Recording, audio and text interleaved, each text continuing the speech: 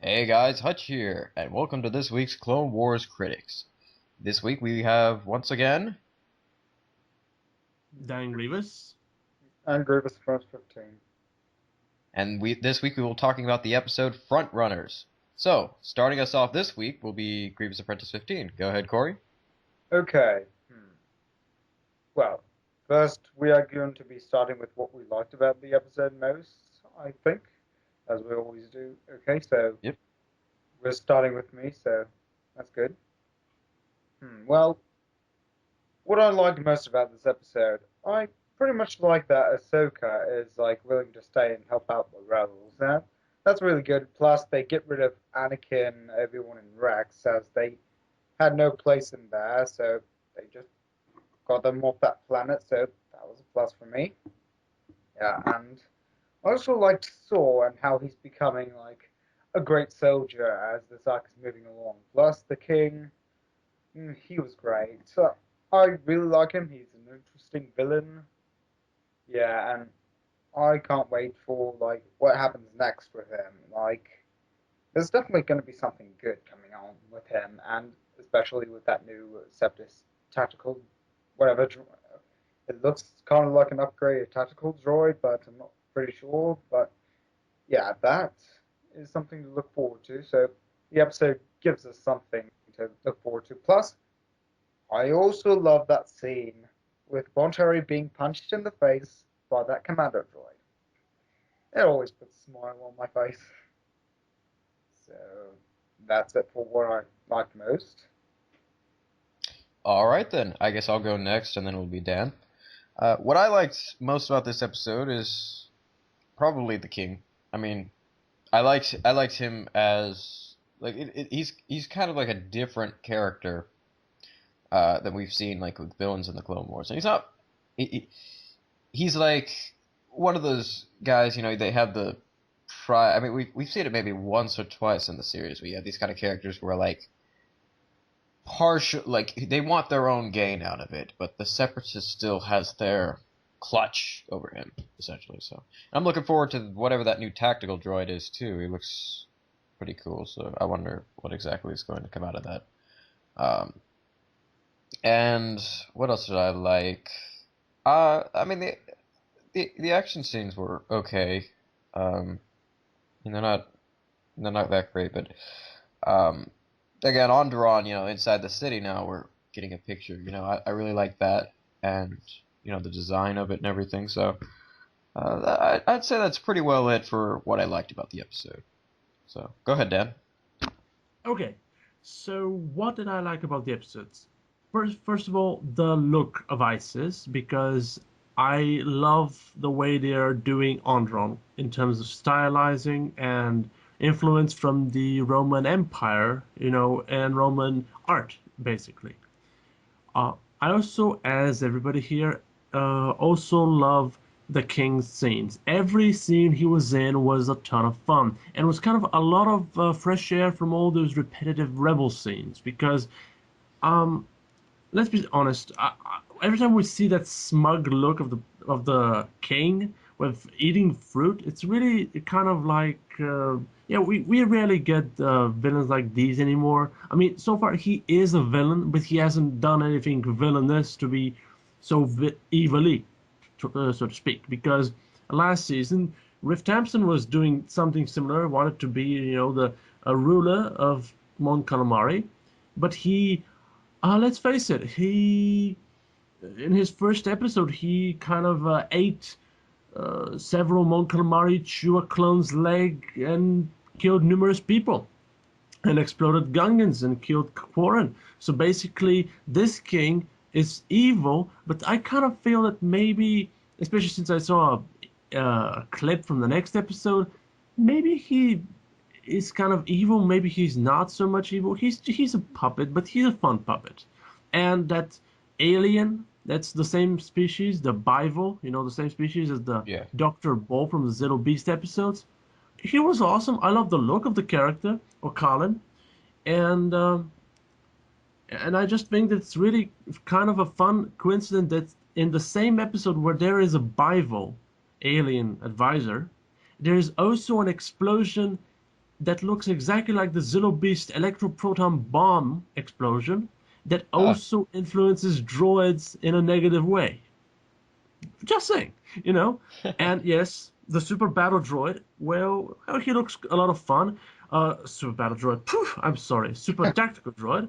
Uh, yes, he is a super tactical droid. It's kind of silly because everything now is super. I mean, that's like the separatists' way of naming things. Like next, it's gonna be mega.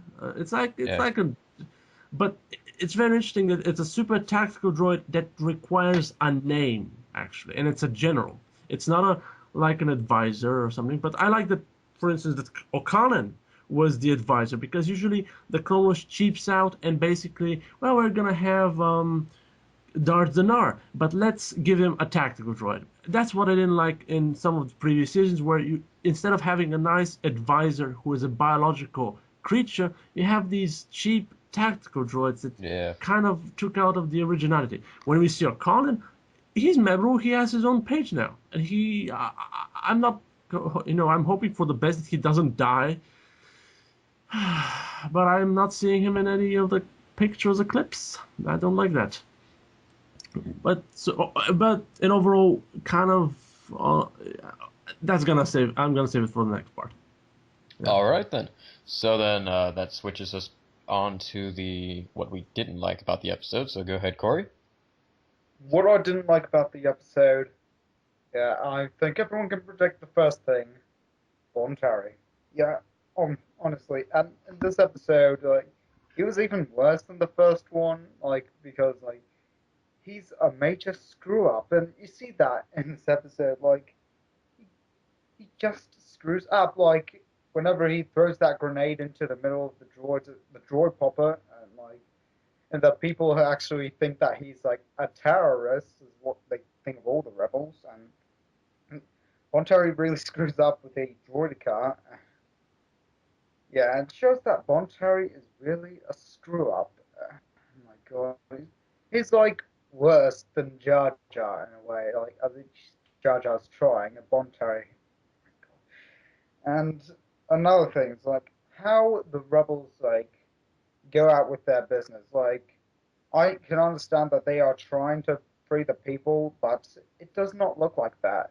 It does not really look like the people are being that much oppressed. Like the droids are just going around doing their job like local policemen, and then the rebels come out and shoot them. It's like the rebels, are they really fighting for something good? It's like it doesn't look like it. Like if I was a villain in Ondron, I would like report Bon Terry immediately, and yeah. So it does not look good for them. Uh, and also like, what I was gonna say, yeah. That one scene whenever Steela is elected the leader, like I was like, oh, that came out of nowhere. Like I know Rex said that in the hologram that Steela was a born leader, but they don't elect her there and then. They just wait for like a few minutes later, and then like this chick just like comes out of nowhere and tries to elect Steela the leader. Like, where did that come from? Was anyone else there besides Ahsoka, Saw, and Bon? Yeah, but one of my biggest problems with this episode is like, yeah, they did not focus enough on Lux and my God, I screwed up a little. You're probably gonna have to edit that. Yeah, that's They no did problem. not, they did not focus enough on Ahsoka and Saw. Like they were too focused on like Bon Terry and Steela, and like it was like, oh, Bon Terry and Steela are boyfriend and girlfriend. We're gonna force this at you. Wait, force like Ahsoka and Sora at us. We don't mind that. They're actually a very interesting couple. But Steela and Bon Terry is just like okay, is better than like that fan pairing Lux Ahsoka, but still, it's not the interesting couple that we're looking forward to. We're looking forward to Ahsoka and Sora, and they did not focus enough on that. So now that my rage is over, you can continue on. All right then. Guess it's my turn. What I didn't like about this episode was, mm, I mean, this one kept my attention better than the previous one did, but there was just still something about it that was kind of, I don't know. I mean, it's just I saw this. It's like it's almost. Uh, I don't even want to say deja vu or anything, but it's like basic. I mean, it seems like a very basic plot, and really, it's just part of the larger arc. And it's just as a standalone episode, it doesn't really fit with me. I mean, maybe I'll like this arc when it's complete. But as an episode alone, I can't really say it was interesting enough for me. I mean, like I said, the action scenes were okay, but I mean, I mean, we've seen a lot more. I mean, I really wish that they would take more. I don't know, to maybe like think about the story a little more and kind of develop it a little more than what it is as an individual episode. It's like they did that in season one a lot, and in season two, where you had standalone episodes, but they didn't have to directly link to others. And we've talked about this before, so I'm not going to get deep into that. So, other than that, I mean, the episode was, like I said, it didn't really keep my attention, and I guess I'm just going to keep it to that. All right, Dan, go ahead. Okay, what I did not like about the episode, basically, or what I liked the least, the heroes. Actually, I'm not sure what they're going with these guys because I know this is supposed to be a circus story, but they put her in, but they don't give her much to do except even in previous episodes they even gave her. It was her story, but she looked more like badass. I mean, even here when she was defending against the destroy droids, she was like so woodenly waving her lightsabers. I don't know, it was season three, yeah. Remember the battles on the in the Citadel arc? She was Yeah. freaking badass. She jumped around, she twisted, she could have, Here she was like, eh, eh, do the robot. Yeah. Uh, the other part is that Anakin was in most of the episode, and he was really preachy for something he was doing, which is stupid. It's like a drunk driver talking about not driving drunk to people who are gonna drive drunk. That's so true, yeah. Um, my biggest complaint is that this episode was repetitive, and it confirms my criticisms from last week. Because last week I said I'm pretty sure I could get these two episodes, merge them together, and make them better. Because basically there are a lot of scenes like this needs a woman's touch. Well, why do we even need that prolonged 1 minute clip of them tinkering around with the thing? They could have just ended when Saw said, well, now let's get this thing up and running again. And then the fade out. That could have been it. No, they should have sat down, they should have joked around, they should have pushed. That's stalling for time. That's my problem. If this arc was like Ryloth, they should have just, done something original in the first episode, which could have been these two episodes, then do something different in the next episode, like for instance the execution of the king, the King Dendup, the chaos, and then have an epic battle in the end, which is the clip we saw from Celebration 6, and make them all different. But so far we had two episodes where we have. I'm sick of droid poppers, by the way. I'm sick of droid poppers and sniping. This is the worst arc in terms of action because the angles are stupid. Everything is about throw the droid popper slowly.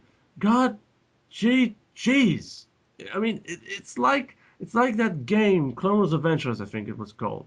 Yeah. That game is the same thing. When you listen to dialogue of Obi-Wan and Anakin or Ahsoka from this episode, they sound like they're teaching us to play the game. The game has also, now, mind your skills and prepare to fight and throw the grenade so you could kill the most droids.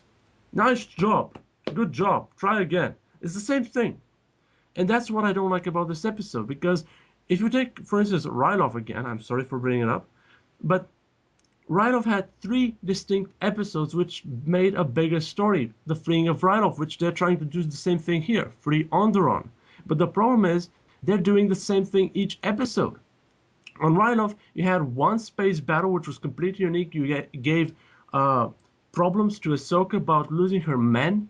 Then you had a problem where you had Waxer finding Numa, and you had an episode about Obi-Wan freeing the people of Nabat, and you had all these episodic resolves, and in the end you had Wat Tambor versus Mace Windu and the Freedom Fighters. It was all different, but it all helped a bigger story. That's why it was good. It had different elements.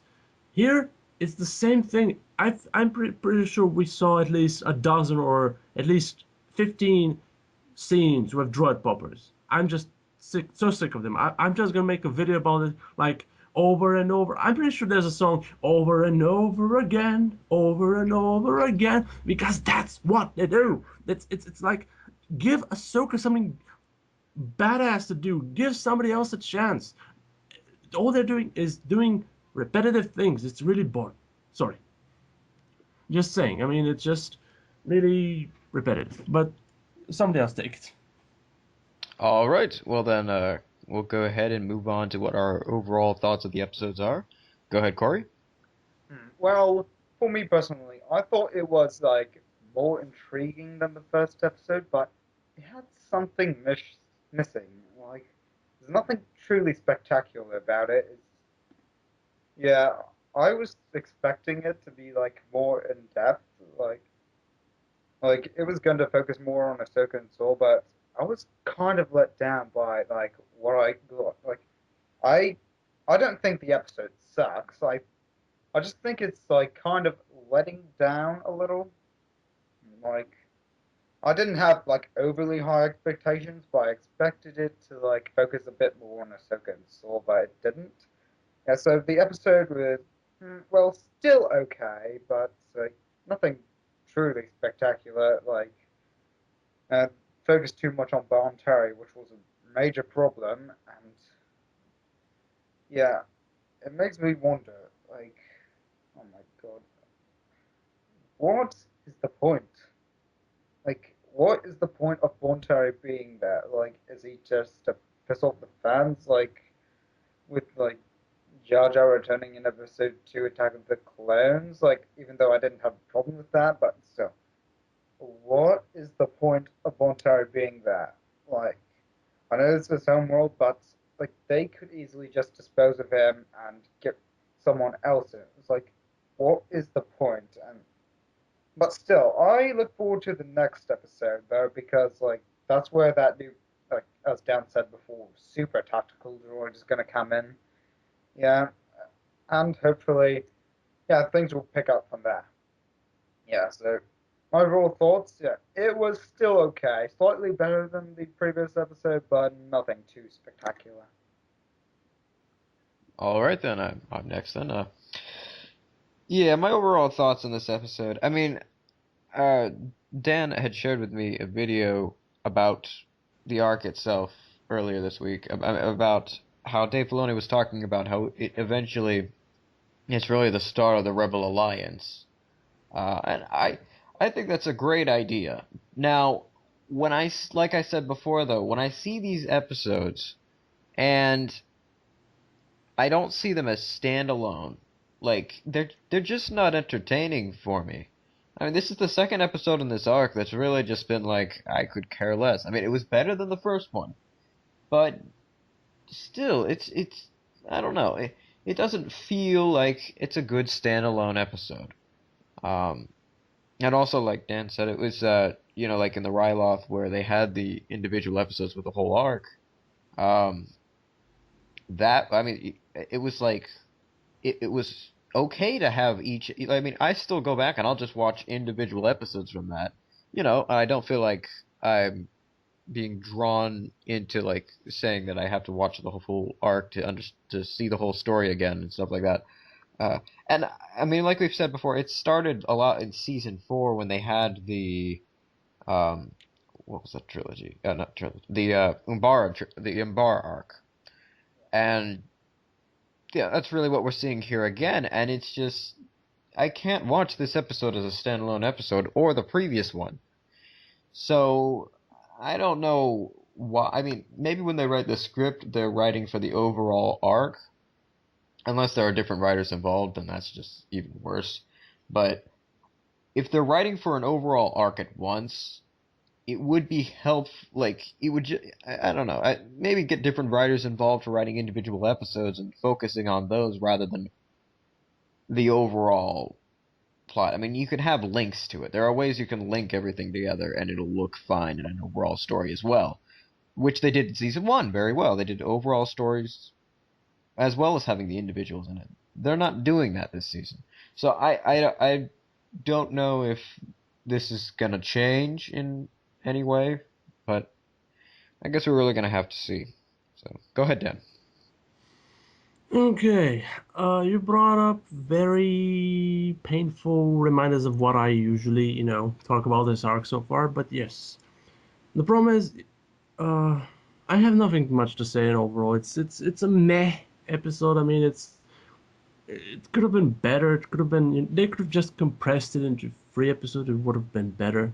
But if there were more scenes with the king and like they give more perspective of the other people, it would have been better because some people were terrified. But there's like, well, most people will like us. It's like, yeah, most people will vote for the Republicans or the Democrats or like it's like some general. It's always there is always another side of the story, which the Clone Wars usually ignores because it's the separatist side or the um, biased side or something like that. The problem is, yes, you're totally right, Hutch. The problem is they give one writer to work on an entire arc. He knows that he has 88 minutes to waste. The difference is because in previous arcs that were Genius, like Geonosis and Ryloth, I think they gave each episode a different writer and different director. Each episode of each arc had a different feel, but it all came together to bring a bigger story of dealing with the problem of that planet. Here we have a guy who basically is. This is exactly what happens when you give, instead of making one compressed episode, and the guy knows he has 22 minutes to make the best, and make it as much as enjoyable, and needs to make every minute count.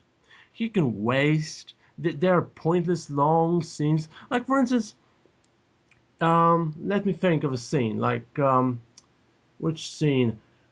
One of the most poignant scenes in this episode that really bugged me is something that usually did not happen in previous arcs and seasons. They just gather in a room, sit down on their couches, and just have a drink.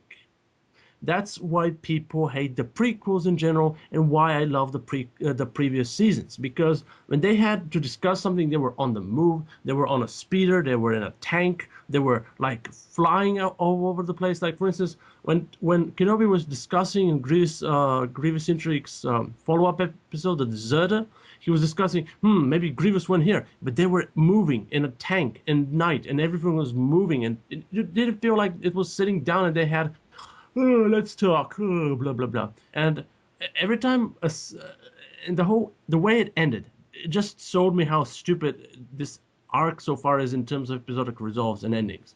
Because the previous arc ended with, well, let's just go into the city, blah, and they just split up. And this, he's my brother. Well, duh. If a normal human being sees these two people and goes to the StarWars.com site and notice how they react, by the way, you notice their brother and sister. Why did they need it